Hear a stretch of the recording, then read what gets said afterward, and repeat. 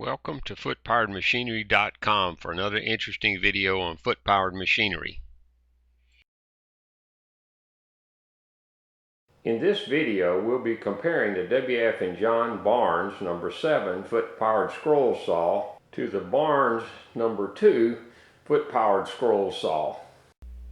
The W.F. and John Barnes Company of Rockford, Illinois was the largest manufacturer of commercial foot-powered machinery in the world. Both saws had the same upper design with a throat of 24 inches and were designed to use a pinned 7-inch blade.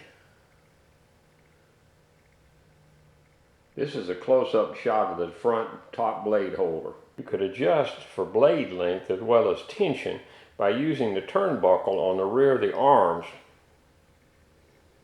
The number 2 used their patented velocipede action, where you sat in a seat and pedaled it like you were pedaling a bicycle, while the number 7 used a treadle that was connected to a leather belt, and in this case it was round, that ultimately got and powered a small flywheel which drove the blade up and down. The number 2 has a simpler mechanism in that when the operator starts pedaling, the belt goes around. There's a small pulley on the back of this little flywheel that's got little tips in it that the holes go into, and as the flywheel turns around, the pitman arm goes up and down, and you've got very simple motion that just continues and continues. Here is a close-up of the belt with the little small pulley with the tips on it. The number 7 used this wooden treadle, which on the end was connected to, in this case, a round leather belt as opposed to later models which had a flat leather belt. And as you see, that belt comes up and goes over the top of this ratchet and pawl system, and then it comes all the way back to the back here for the other purpose, which is to act as a return for the treadle. It went around that little pulley on the back of this return arm, which also has a spring on it which brought everything back up so that the treadle could actually be physically disconnected from the flywheel and pitman arms, and that allowed you to move that treadle up any down location. You could stop it halfway back up, or you could go all the way back up with it. This is the ratchet and pawl mechanism, and as you can see, this direction like this, it does not engage, but when it's going the other direction, the pawl slides into one of the slots there and engages it and will drive the flywheel. You can also see some of the other parts and pieces in there because it was fairly complicated in the design. The number 7, or large saw as it was originally called, was the first machine Barnes made beginning about 1870. As such, it went through a number of design changes until production ceased in the 1930s or so, with a little over 14,000 having been made.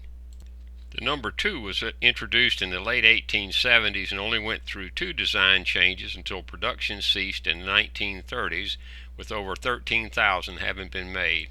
Both machines were designed to cut the gingerbread on a Victorian house. Like this piece, it was cut on one of these machines. It's 1.5-inch yellow pine. It was cut in about 12 minutes.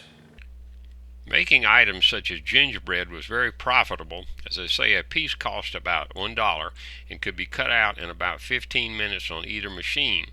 At a price of $15 for the 7 or $18 for the 2, Barnes ran testimonies that said, "I paid off the saw in addition to buying the lumber and making a good wage in just 3 days." When fully restored, these machines do pop with the original gray or burnt red base color and the multicolored pinstriping, unlike the unrestored ones shown in this video. Now let's look at them running.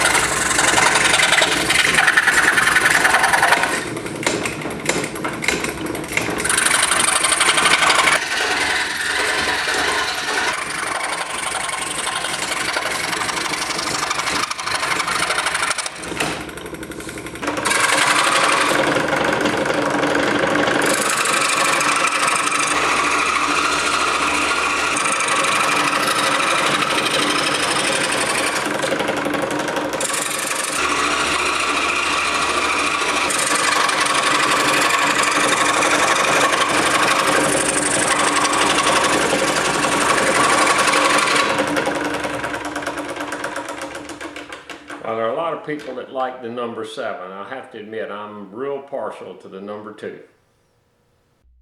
Stay tuned to this channel for more videos to come in the near future. And to find out more about foot-powered machinery, please visit our website at www.footpoweredmachinery.com. If you're interested in antique and traditional tools, please check out Midwest Tool Collectors Association.